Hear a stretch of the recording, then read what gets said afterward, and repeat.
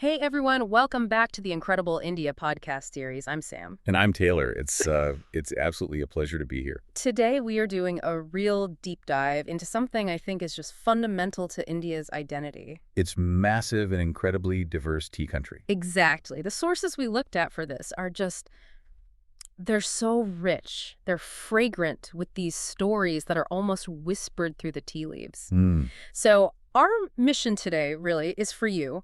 We want to give you a shortcut to understanding how geography, we're talking soil, climate, altitude, how all of that completely shapes what you taste in your cup. It really turns each cup into a small geography lesson. It does. And what's so unique about India, and you can correct me if I'm wrong, is just the sheer range of its growing conditions. That's the key.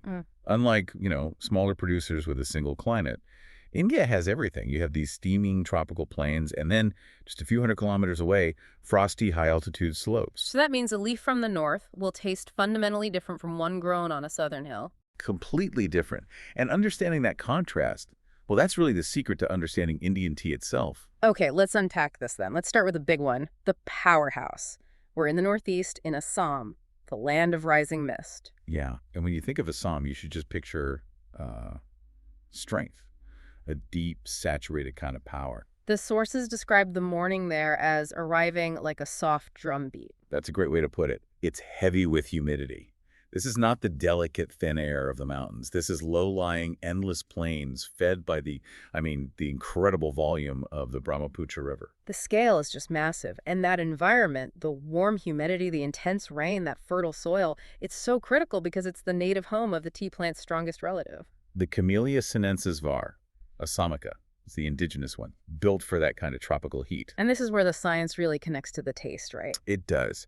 That hot, humid environment encourages the leaves to produce these extremely high concentrations of chemical compounds known as tannins and theflavins. Okay, hold on. Tannins and what was the second one?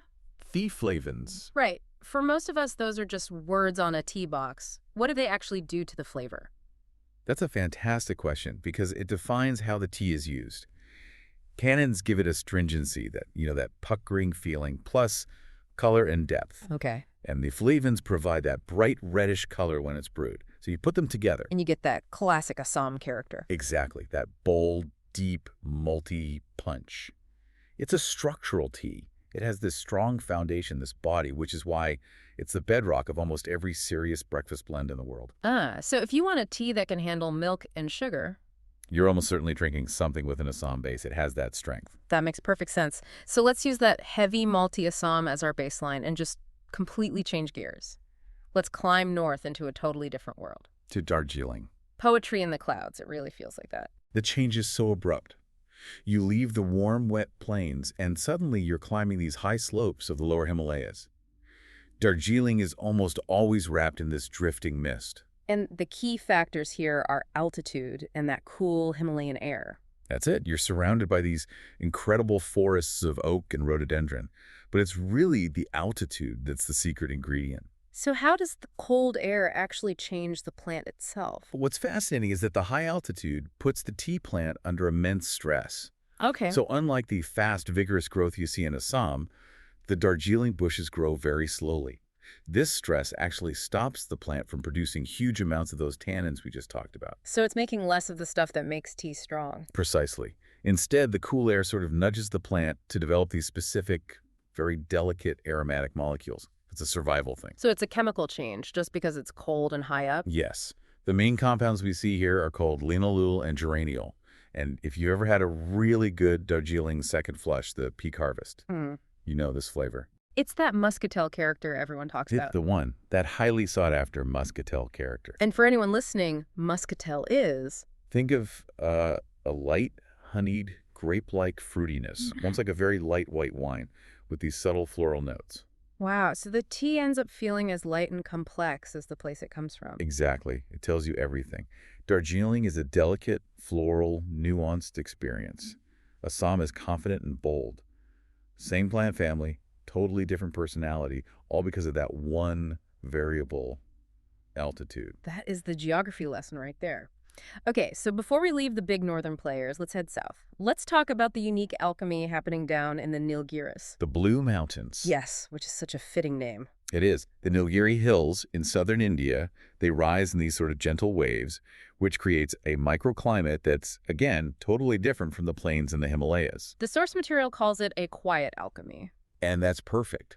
You have these intensely warm tropical days, but, and this is crucial, very cool nights. And the winds often carry a trace of eucalyptus from the forests nearby. I love that idea. The wind literally carrying a flavor into the tea leaf. It gives it this specific fingerprint. And the estates themselves sound so serene. These slopes curving like brushstrokes, skies going from turquoise to violet.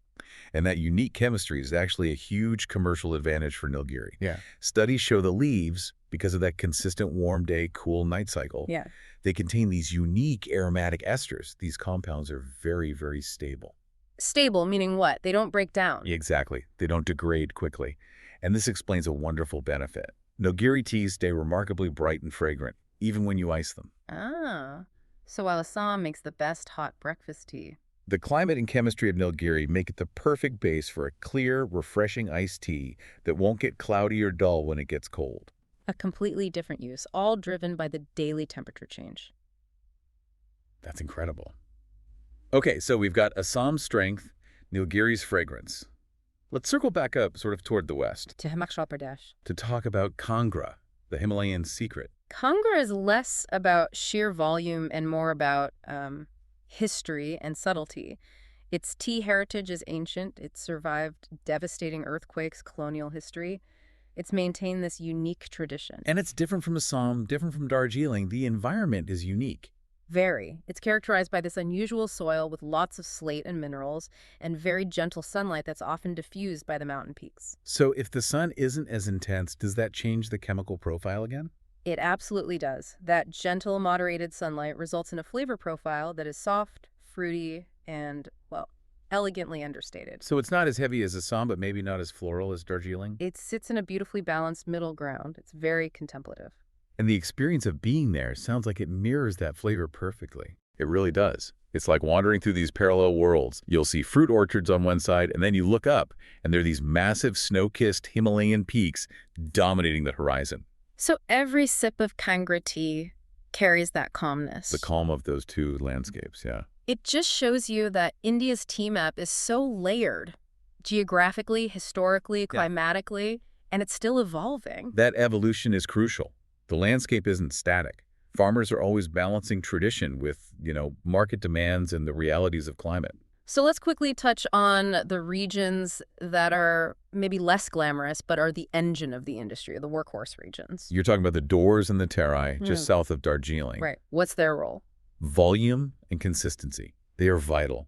They produce strong, reliable, rain-fed teas. They're high-yield areas that power those breakfast blends across the world, but at a more accessible price point. They just get the job done year after year. And then on the other end of the spectrum, looking at quality and sustainability, we have to talk about Sikkim. Oh, absolutely. Sikkim is a perfect example of premium evolution. It's home to the famous Temi estate, which is nurtured entirely organically. And that's a huge commitment for a large farm. A monumental commitment. And what that organic approach does for the final product is it creates a tea that's incredibly sweet and balanced. It's often described as having a pure, remarkably clean finish. Clean finish, meaning no bitterness at the end. Exactly. No lingering astringency. It just shows how sustainability and quality can come together. That's fantastic. But the real playground for innovation right now, where the map is literally being redrawn, is what people are calling the New Northeast. Yes. Meghalaya, Nagaland, Mizoram. We're seeing some really exciting things happening there. It's fascinating. We're seeing small artisanal farms moving way beyond just traditional black tea. They're experimenting with everything, delicate whites, complex oolongs, even these intensely smoky brews. And what's driving that diversity? Is it just farmers trying new things, or is the geography playing a role again? The geography is the main driver. It provides these unique variables. These areas have unpredictable rainfall, constantly shifting mountain shade. It means no two little plots of land are exactly the same. So nature is basically providing the ultimate testing ground. That's a great way to put it. A farmer can't control that environment, so they adapt their methods to whatever the leaf gives them. Agricultural researchers studying this point out how sensitive the leaf is. To even small changes. Even tiny shifts in humidity or sunlight create immediate chemical changes. It's why the New Northeast is flagged globally as the place to watch for tea innovation. It just confirms that the landscape is still the primary shaper of the final product. So after this whole tour, what does this all mean for us? For the traveler, for the drinker? We've talked science, we've talked geography. Why should we care? Because understanding this transforms tea from just a drink into a full sensory world. When you visit a tea garden, the leaves rustle like silk. The factories hum with this quiet drana of oxidation, and the air is just thick with stories, folklore from the pluckers, memories of the monsoon. So to visit one of these places is to really feel the land's personality in your cup. Absolutely. It's about the soil, the altitude, the hard work. Tea becomes more than a drink. It becomes a way of walking through India. You are tasting the height of Darjeeling, the humidity of Assam, the gentle sun of Kangra, all of it, synthesized in that one small ritual. That's a beautiful way to put it. So here's a final thought for you as you listen. The next time you brew a cup of black tea, don't just ask if it's strong or weak. Challenge yourself to recognize the landscape. Exactly. If your tea is malty, dark, and good with milk, remember you're tasting the tannins and the vast, humid plains of Assam. And if it's light, floral, almost sparkly. You're tasting the linalool and the cool, high altitude of the Himalayas, connecting that taste back to the place. That's when this lesson really sticks. And honestly, that connection to the heart of tea culture is something we really recommend you experience firsthand. If you decide to travel to India, we have a recommendation. Five Senses Tours organizes tours across India, which are immersive cultural experiences. You can email contact@fivesenstours.com. Or you can WhatsApp them at +919 845 677 446.